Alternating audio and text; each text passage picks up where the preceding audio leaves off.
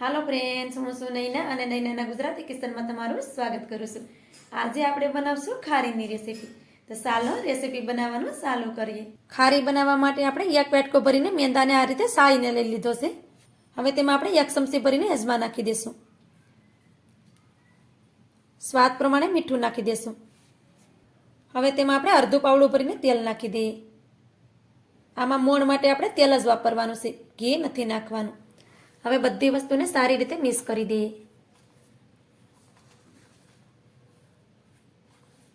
આ રીતે આપણે મેંદાને સારી રીતે મિક્સ કરી દીધો છે. પછી આપણે થોડોક મેંદો લઈ અને આ રીતે હાથમાં જોવાનું. તો આ રીતે તમે એને જોઈ શકો છો કે આ રીતે તેની મુઠ્ઠી થઈ જાય છે. તો આ પરફેક્ટ છે. જો આ લોટ છે એ કોરો પડી જતો હોય તો તમારે એમાં થોડુંક તેલ નાખી દેવાનું અને સારી રીતે મિક્સ કરી દેવાનું. કેમ કે આનું મોણ આ રીતે પરફેક્ટ હોવું જોઈએ, તો જ ખારી છે તે એકદમ બાર જેવી બનશે. એનું ખાસ ધ્યાન રાખવું. હવે તેમાં પાણી નાખતા જઈએ અને લોટને બાંધી લઈએ.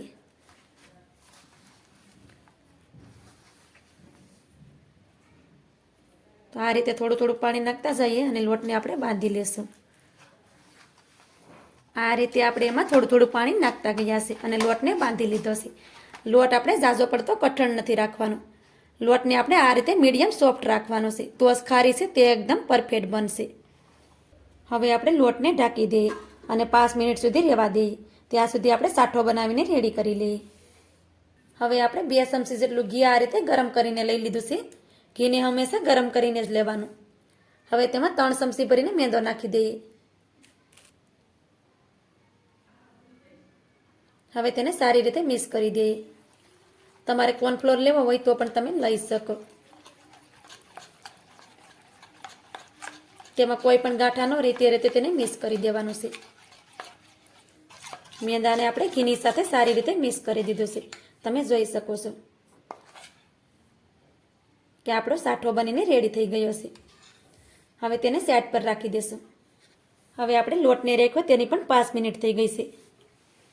તો લોટને તમે જોઈ શકો છો કે લોટ પણ આપણો એકદમ સોફ્ટ થઈ ગયો છે. હવે તેમાંથી આપણે 6 લોહિયા બનાવી લઈએ.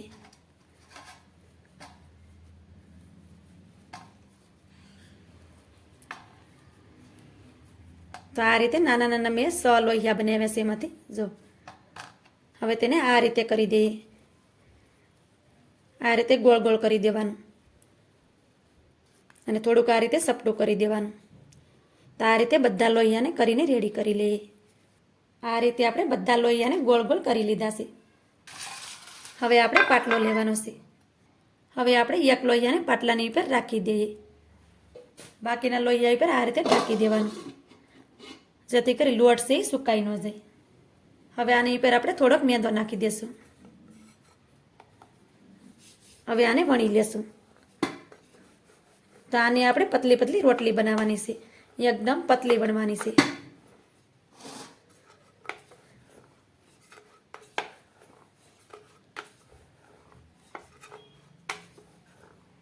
આ મેંદાનો લોટ છે તો આપણે એને જેટલું પતલું બનાવશું એટલી રોટલી એ પતલી બની શકશે. તો આપણે એને પતલી જ બનાવી લેવાની છે. આ રોટલી આપણે જાડી નથી રાખવાની. જાડી રહેશે રોટલી તો આપણી ખારીનું પડ પણ જાડું રહેશે. એટલે આને આપણે પતલી પતલી વણી લેવું. આ રીતે રોટલીને આપણે પતલી પતલી વણી લીધી છે. તમે જોઈ શકો છો કે આ રીતે એકદમ પતલી થઈ જવી જોઈએ, એકદમ કાગળ જેવી રોટલી છે. હવે તેને થાળીમાં રાખી દઈએ અને પહેલાં તો આપણે આ જ રીતે બીજી 2 રોટલી વણીને રેડી કરી લઈએ. આ રીતે આપણે પહેલાં 3 રોટલીને વણીને રેડી કરી લીધી છે. બધી રોટલીને આપણે એકસાથે નથી વણવાની, કેમ કે આપણે બધી રોટલી એકસાથે વણી લઈશું તો રોટલી છે તે એકબીજા સાથે ચોંટી જશે. હવે આપણે એક રોટલીને લઈ અને પાટલા ઉપર રાખી દઈએ. હવે તેની ઉપર સાઠાને નાખી દઈએ અને આ રીતે પૂરી રોટલીમાં લગાડી દેવાનો છે. રોટલી છે તે આપણે કોરી ન રહેવી જોઈએ. તો આ રીતે પૂરી રોટલીમાં આપણે સાઠાને લગાડી દીધો છે. હવે તેની ઉપર થોડોક આપણે મેંદો નાખી દઈએ. હવે આપણે બીજી રોટલીને લઈ લઈએ અને તેની ઉપર રાખી દઈએ.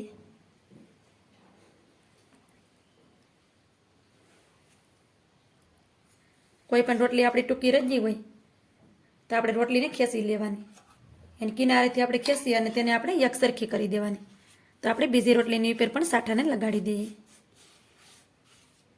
તો આ રીતે આપણે બીજી રોટલીની ઉપર પણ સાઠાને લગાડી દીધો છે. હવે તેની ઉપર પણ થોડોક મેંદો નાખી દઈએ. હવે આપણે ત્રીજી રોટલીને લઈ લઈએ અને તેની ઉપર રાખી દઈએ. તમારી એકસાથે 4 રોટલીમાંથી ખારી બનાવવી તો પણ બનાવી શકાય, પણ હું આજે 3 રોટલીમાંથી બનાવી રહી છું. તો આ રીતે તેને એકસરખી કરી દેવાની. કિનારેથી આ રીતે ખેંચી લેવાનું, જેથી કરી બધી રોટલી એક સરખી થઈ જાય. આ રીતે હવે આપણે ત્રીજી રોટલીમાં પણ સાઠાને લગાડી દઈએ.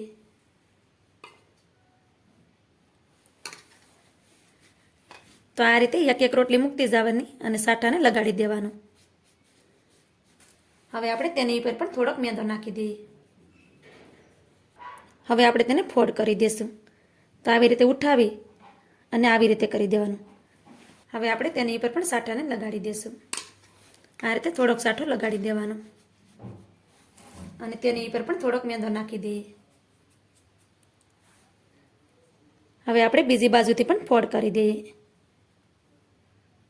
તો આ રીતે ફોલ્ડ કરી દેવાનું. હવે આપણે આની ઉપર પણ થોડાક સાઠાને લગાડી દઈએ અને તેની ઉપર પણ થોડોક મેંદો નાખી દઈએ. હવે તેને બંને સાઈડમાંથી વાળી દઈએ.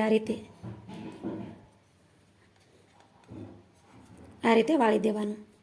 પછી આ રીતે એકસરખું કરી દેવાનું. થોડોક આ રીતે વજન દેવાનું. તો તમે જોઈ શકો છો કે આ રીતે તેને પહેલાં કરી લેવાનું. હવે તેની ઉપર થોડોક મેંદો નાખી દઈએ અને બંને સાઈડ લગાડી દઈએ. હવે તેને આપણે વણી લેવાનું છે. તો આને આપણે આ રીતે વણી લેશું. આ રીતે બંને સાઈડ ફેરવતા જઈ અને તેને વણી લેવાનું.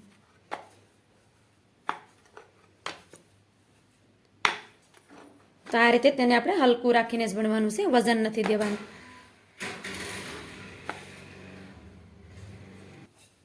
તો આ રીતે આપણે તેને સોરસ વણી લીધું છે અને આ રીતે રાખવાનું. તમે જોઈ શકો છો કે આને ઝાઝું આપણે પતલું નથી કરવાનું. આને આપણે મીડિયમ ઠીક રાખવાનું છે. હવે પહેલાં તો આપણે સાકું લેવાનું છે અને આ સાઈડમાંથી થોડું થોડું કાપી અને એને કાઢી લેશું આ રીતે, એટલે ખારીનો એક હરખો શેપ આવી જાય. તો આ રીતે થોડુંક કાઢી નાખવાનું આવી રીતે. તો બંને સાઈડથી આપણે કાઢી નાખશું કે ભાઈ ખારીનો એક હરખો શેપ આવી જાય. હવે તેને કાપી લઈએ.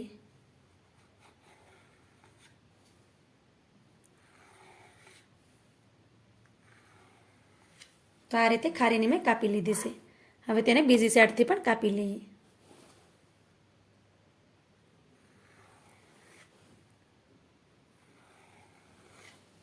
તો તમે જોઈ શકો છો કે આપણી ખારી બનીને એકદમ રેડી થઈ ગઈ છે. હવે આપણે બધી ખારીને થાળીમાં લઈ લઈએ. તો આ રીતે ખારીને આપણે થાળીમાં લઈ લઈશું. તમે જોઈ શકો છો આ રીતે તેને મીડિયમ ઠીક રાખવાની છે. આ રીતે આપણે બધી ખારીને થાળીમાં રાખી દીધી છે. હવે આપણે આવી જ રીતે બધી ખારી બનાવીને રેડી કરી લઈએ. આ રીતે આપણે બધી ખારી બનાવીને રેડી કરી લીધી છે. હવે તેને તળી લેશું. ખારીને તળવા માટે આપણે તેલને પણ ગરમ કરવા માટે રાખી દીધું હતું અને તેલને પહેલાં આપણે શેક કરવાનું. તો આ રીતે થોડોક લોટ નાખી દેવાનો. તો તમે જોઈ શકો છો કે તેલ આપણું જરાય ગરમ નથી, મીડિયમ ગરમ છે. આ રીતે મીડિયમ ગરમ તેલ હોય પછી જ તેમાં આપણે ખારીને નાખવાની છે. આ લોટને આપણે બહાર કાઢી લઈએ. ગેસને આપણે ધીમો જ રાખવાનો છે. હવે તેમાં આપણે ખારીને નાખી દઈએ. ખારીને આપણે તેલમાં નાખીએ ત્યારે તેલ છે તે આપણું મીડિયમ ગરમ હોવું જોઈએ. તેલ આપણું વધારે ગરમ હશે તો ખારીની લેયર છે તે એકદમ સોટી જશે અને ખીલશે નહીં. આ રીતે મીડિયમ તેલ આપણું ગરમ હશે તો આની આપણે પરતો છે તે બધી ખુલી જશે. એનું ખાસ ધ્યાન રાખવું. તો આપણે કડાઈમાં જેટલી સમાય તેટલી ખારીને નાખી દઈએ. મીડિયમ તેલ આપણું ગરમ હશે તો ખારીની પરતો છે તે બધી ખુલી જશે. તો હવે થોડીક વાર માટે આપણે તેને કંઈ જ નથી કરવાનું અને ગેસને આપણે ધીમો જ રાખવાનો છે અને ખારીને પલટાવવાની વિતાવળ પણ આપણે નથી કરવાની. થોડી જ વાર પછી આપણી ખારી છે તે આ રીતે ઉપર આવી જશે અને તેલમાં તરવા લાગશે. હવે તેને આપણે બીજી સાઈડમાં પલટાવી દઈએ. તો આ રીતે ખારીને બીજી સાઈડમાં પલટાવી દેવાની છે અને આ રીતે ખારીને ફેરવતા જઈ અને તે ક્રિસ્પી થાય ત્યાં સુધી તેને તળી લેવાની છે. તમે જોઈ શકો છો કે ખારીના આ રીતે પરતો છે તે ખુલી ગઈ છે. જો આ રીતે હવે ખારીને આપણે બે સાઈડમાં ફેરવતા જઈએ અને તે ક્રિસ્પી થઈ જાય ત્યાં સુધી તેને તળી લેવાની છે. આ રીતે કરશો તો તમારી ખારી પણ પહેલી જ વારમાં પરફેક્ટ બની જશે, એની હું તમને ગેરંટી આપું છું. ખારીને આપણે આ રીતે ફેરવતા ગયા છે અને ધીમા ગેસ ઉપર ખારીને આપણે તળી લીધી છે. તમે જોઈ શકો છો કે ખારી આપણી એકદમ ક્રિસ્પી બની ગઈ છે. ખારીને તળાતા લગભગ 2 મિનિટ જેવો સમય થયો છે અને ખારી આપણી એકદમ તળાઈ ગઈ છે. હવે આપણે બધી ખારીને કાઢી લઈએ.